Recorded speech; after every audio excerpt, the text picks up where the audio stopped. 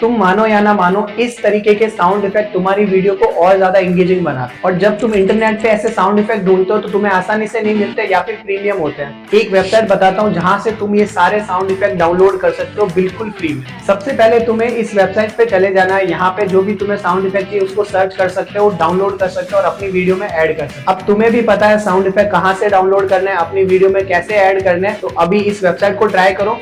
और अगर तुम्हें साउंड इफेक्ट का एक पूरा फोल्डर चाहिए तो उसके लिए कमेंट कर दो। तो अब इस रील को सेव कर लो और इस पेज को फॉलो कर लो ऐसे ही वेबसाइट्स के लिए।